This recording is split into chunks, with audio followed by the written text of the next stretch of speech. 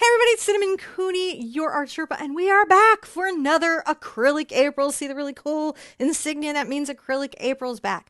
From April 1st to April 30th, we meet every day for a painting. Now I'm going to be showing you how to step by step how to do this abstract painting in acrylic today. Completely explained every technique, every color mix, everything that I'm doing, just like the usual, broken down. On the mic is my husband, John.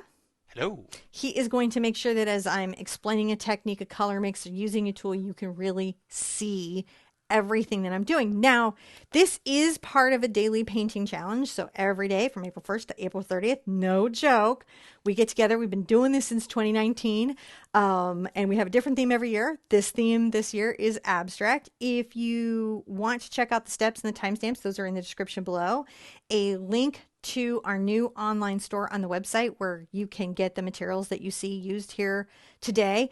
But no, you don't have to use these materials. We just have them and you can find them if you want to, but you can also do your own thing as always. Yeah. There will be links when a traceable is necessary in the description below. This one isn't really going to need a traceable, but when those are needed, there's also a link to the book in the description. And also, we are adding this brand new, never before thing, the course, which goes from the first one through the extra with extra bonus materials. You can get a hmm certificate. There's extra stuff about that. Wonderful extra. It's wonderful extra stuff. And if you need that sort of structured, orderly 1, 2, 3, and find everything in one location and all of that. But other than that, our usual deal is the same as it's been every other year. If you think this is cool, you can do a ton of paintings now. What is it, 120? It's a lot of paintings. Yes, quite a few. Daily painting. Eventually, we're going to have 365. Then it'll be years worth of daily paintings that we've done over the year. It's a goal. We all have goals. But today's mini goal is showing you how to paint this. Easier than you think. Abstract is fun. It can be beginner friendly. I can show you how to really succeed at it. If you've ever been curious, get your paint, get your brushes, come back. And I want to show you how to paint this adorable, non-objective, brightly colored abstract. So let's go over the materials we're using here today. We are going to be using an 8x8 canvas. On the palette, I have Mars Black, I have ultramarine blue, I have quinacridone magenta, I have lemon yellow Hansa. You could also use lemon yellow, cad yellow light, Hansa yellow light. Those will all work, but that's the specific one that I have. It's this one exactly right here if you're looking for that. I have phthalo blue and titanium white. So that's what we're going to be starting with. Let's go up and throw up our first step. Step one.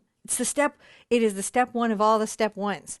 Now I'm going to take an Beginning. angle brush. This is my number 20 Raphael soft acrylic brush. I've got several of these here that I really, really like. Here's another one. Just nice little brushes. And I'm going to paint in the first layer of this very non-objective. That means I'm not basing it on anything or even looking at anything. Abstract painting. Now the first thing I'll do is I'll take a little of my lemon yellow over to my quinacridone magenta, and I'm going to add some white, and it's going to give me quite a bright pink. And I'll just begin to paint that up and down, right? Like it's almost like a salmon. That reminds me of salmon flesh, though I'm not sure. Is salmon flesh this color in nature? I'm not really sure.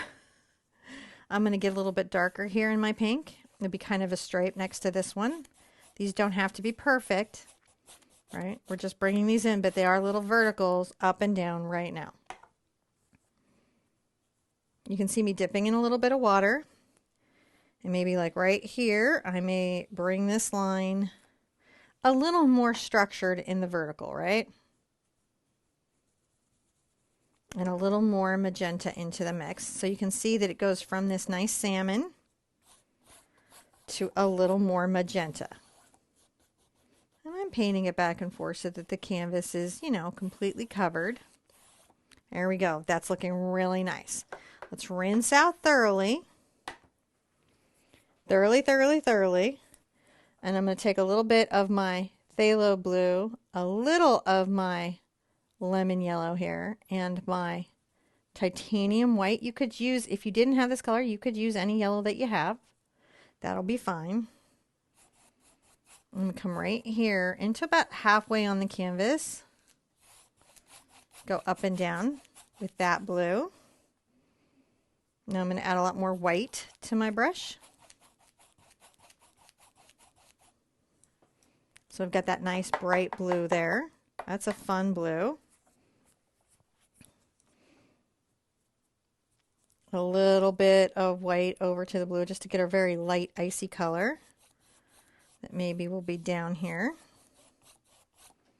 You can kind of see that looks good. Yeah, I like it. It's kind of it's got an interesting faded brushiness to it. And it can right now. We want that to happen right now. And that is an okay thing for it to be going on. I'm going to go ahead and get quite a lot of white over to my pink. And you can see that without adding the yellow to it, my pink is a little different. I might brush across on this one a little bit. Brush up into it, and maybe brush across. Back into a little bit of the yellow in there, which is going to get me right back into those salmon colors. Now, if you're having any trouble mixing colors, I highly recommend checking out the color course. Because that will make color mixing just a lot easier, right? But it's okay. You'll be able to do this on the fly because it doesn't require your perfection. See, I come across on a horizontal brush from left to right and then the vertical up and down. And that is the first layer of this non-objective, doesn't look like anything, abstract painting, right? Let's dry this and I'll show you what we're going to do next. So we're going to continue forging on the next step. I'm going to bring out a little of my pink again and some of my yellow, and we're going to make that salmon color we like so much, kind of a peachy salmon. This one I'm going to add a lot more white into, right? And I'm going to mix it thoroughly into my brush so it's not very streaky. It's not loosely mixed.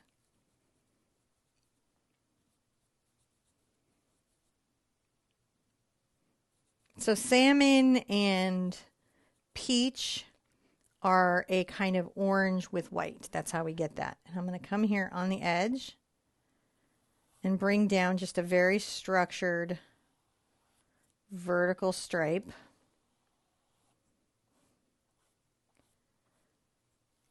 Of this solid color.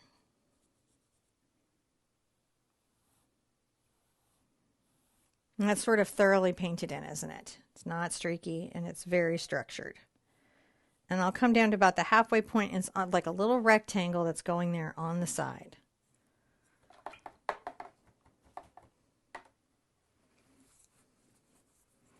Now I'm going to come here and I'm going to take a little of my ultramarine blue and my quinacridone magenta and I'm going to mix them together and they're going to make a nice purple for me. Nice lovely little purple. More blue is a cooler purple. More red is a warmer purple. Let's get a little white into it. See, I got a nice little purple happening here. I'm going to come right here.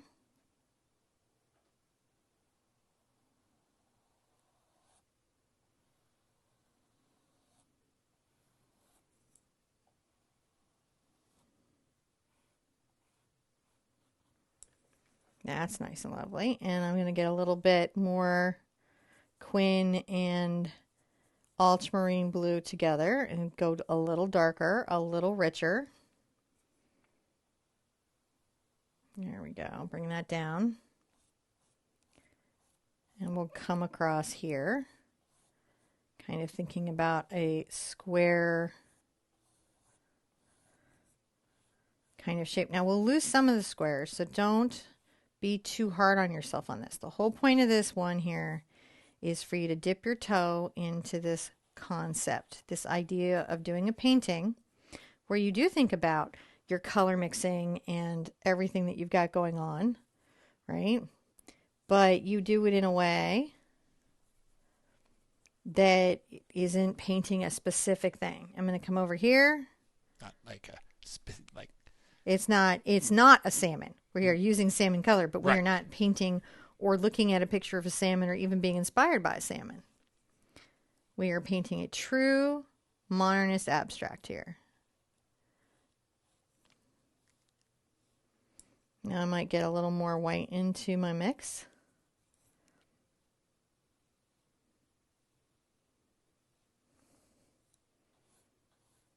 And put another little square there. So you can see we're sort of thinking about these squares around our surface, and they're their own structure. I think I'm going to put one here. We may lose some of it, but I think it'll be balancing.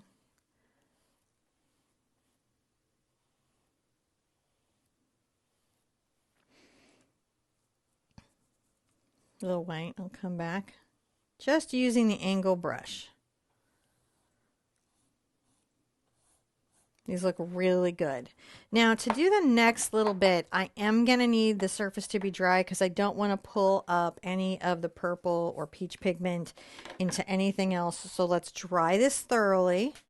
So I'm going to come back in here and I'm going to add some interesting pops of white. I'm going to get some white out of my little mix here and load it onto my brush. You can see it's pretty purely white. And I'm going to come across. I'm also going to come across here. But I'll let it just kind of taper off there. It doesn't have to have a perfect edge.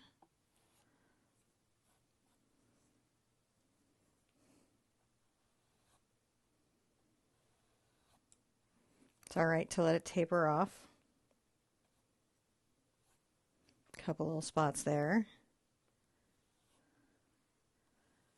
There we go.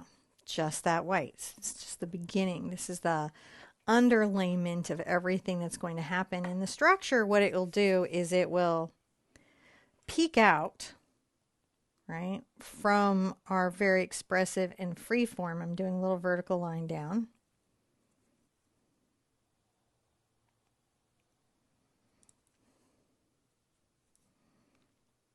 Little kind of bar.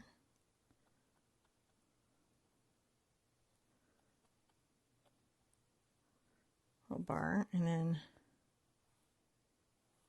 come across here. Isn't that interesting? So those little textures, they create their own element. Just making sure I've got nice coverage on my white. I want to really be able to see it. Yeah, got a little bit thicker there. There we go. All right, we're going to call that done. We're going to rinse out our brush. We're going to put it to the side for thoroughly washing after our painting session. Let's dry everything on the canvas. I'm going to show you what we're going to do next. So now we're going to change brushes. I'm going to use my number 20 Raphael Arcany brush. This is a hog bristle brush that's about 1 inch wide, and it's in a shape called a bright, which just means that a flat has longer bristles. This has shorter bristles. And we are going to now, remember I talked about painting around or over some of our work. We're going to begin that process. So I'm going to take a little bit of my magenta back into my mix, creating my brighter pink. And I'm going to come here and go over what I first put in.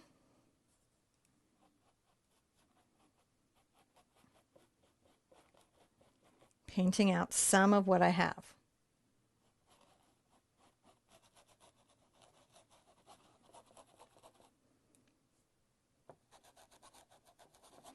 You can see I'm kind of scruffy and scrappy here with the little brush.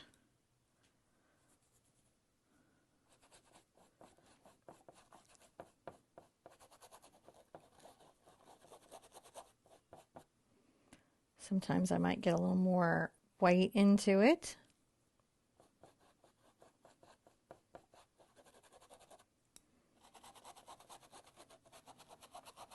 I'm going to come up the middle here and see I'm just kind of going back and forth in a very scumbly, multi-directional way. See how that's multi-directional?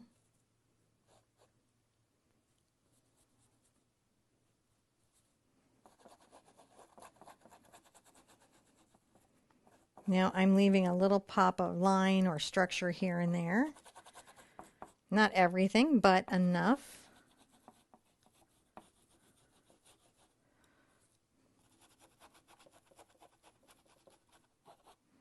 I'm going to come here and very carefully get some of my yellow and my quin and then some white. And what are we back at? We're in our salmon, our peach.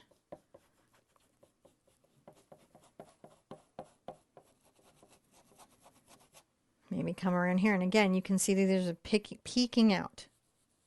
They're peekaboo Pikachu, right? I don't know, John, what do you think? I don't know. I'm trying not to I've actually been very notedly on some of these trying not to make thought interjections to be because I don't want to implant ideas of what this could be In anyone's head? right. I don't want to, Right. Well, because it's they're supposed to be able to make up their own mind, that's right? right. And then even me interacting with you as part of the art is part of the art of the influence of creation. And come in and paint some of these spaces with this pink. That does a thing. Maybe come here and add some structural lines with the pink. Look at that. That's also structural, isn't it? They're like little checks. So free form and then, loose and then back to structure and then back to loose. A little more white into that.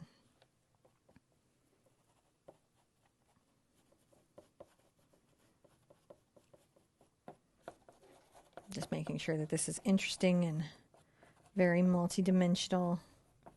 Comes across there. Right here. And I'm being pretty loose with the brush. You can see I'm just pulling it up and I'm letting a lot of that the color show through or the brushwork show through.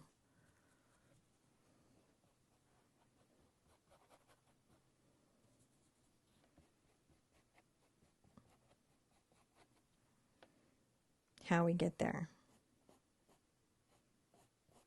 is as important as where we go. All right, let's rinse that out. We're going to dry that definitely again.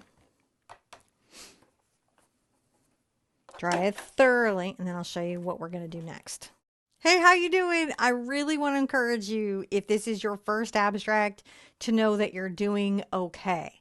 This is the point of abstract, is we're just using color and the directionality of the brushstroke, the texture, the patterning, the line, the design and balance of the piece to create the work.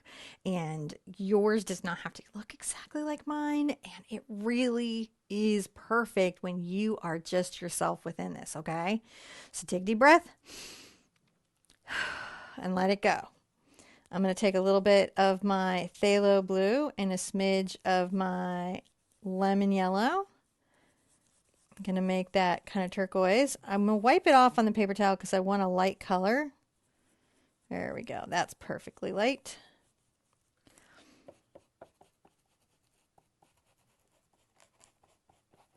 And come back here. Now I might take out a little bit of that white there, and that's okay. I'll put it back there.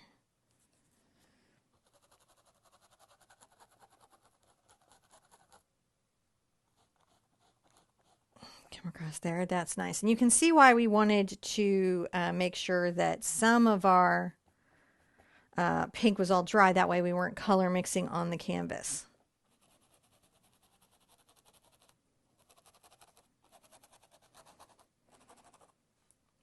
Kind of peeking color in here and there. And I definitely want to get a little more white for this part here because I want it to cover. There it goes. That's covering pretty well. Maybe a little more blue. Oh, there we go. It is tough to not take something too far. It is tough to know that you've got a space that you're working on and you're trying to find your balance, trying to find your way through a piece, and you don't want to, take away some of the spontaneity. I'm going to get some of my white onto my brush here. I think I'm going to make that more of a scribble. A little scribbly there. Scribbles are powerful.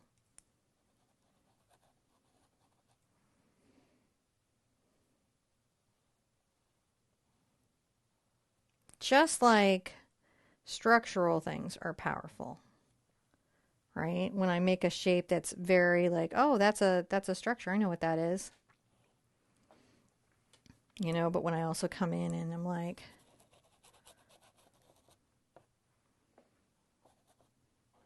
kind of putting that in. And then some of it is coming in and saying, do I feel like that's too homogenized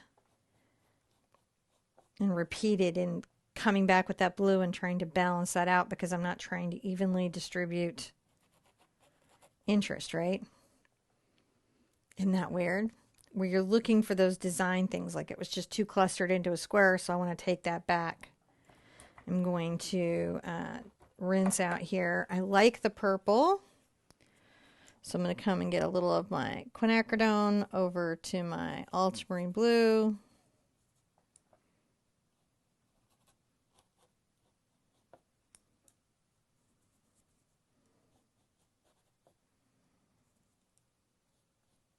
Come in and add some of these purple bits again.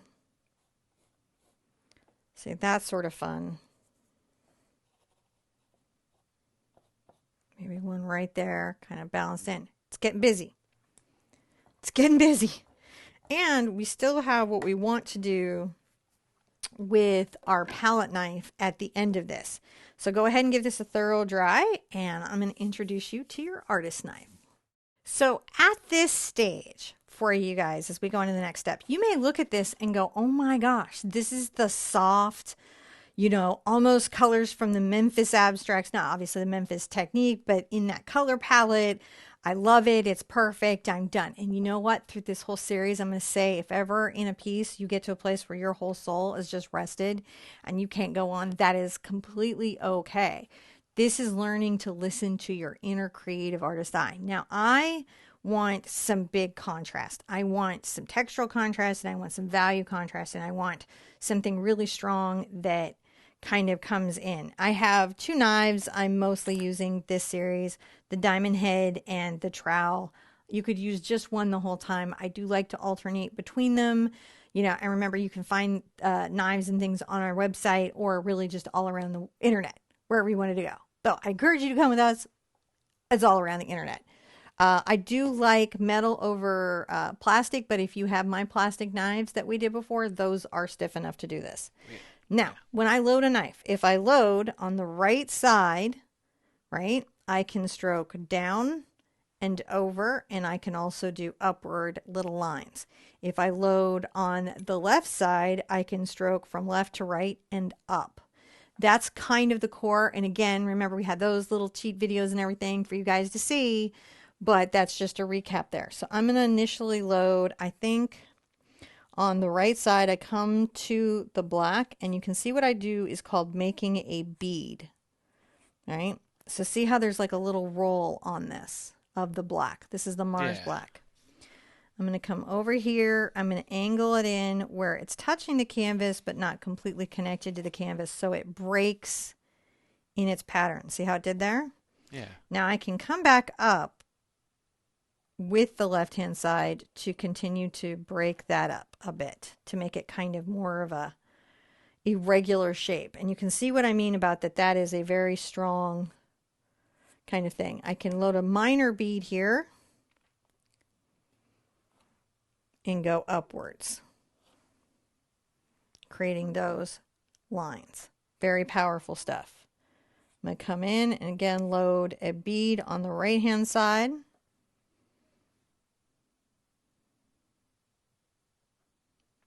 Come in towards the lower right corner. And then I came back. See, I pushed in and came back.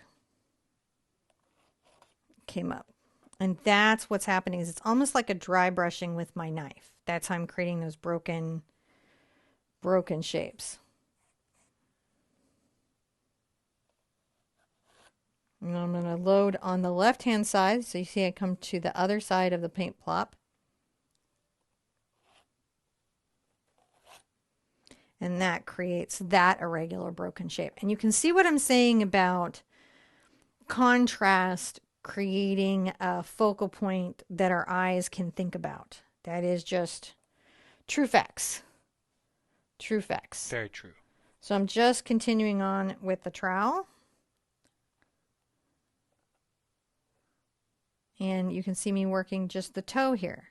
See, I'm just connecting the toe. But I can still make those little scrapey scrapes.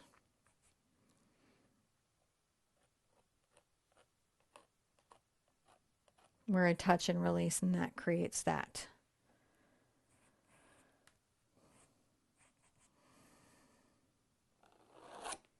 That's a very strong one. You can kind of see how I went down with some authority.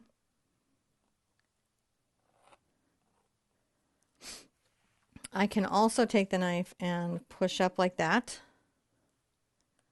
Push over. And pull over.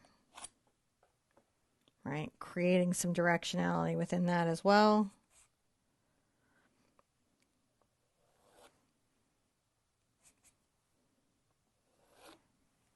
Creating some thin beads, writing the right hand side load.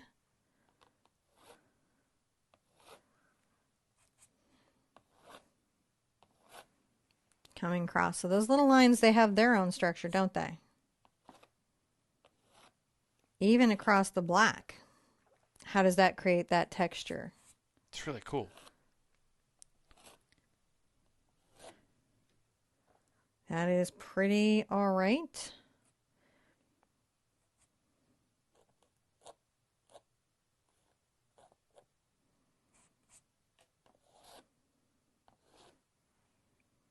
I want a little better bead there. And that kind of connects those shapes. So those needles sort of connect that shape. And that is my 3 objects. So I'm using different elements of design. We've actually finished.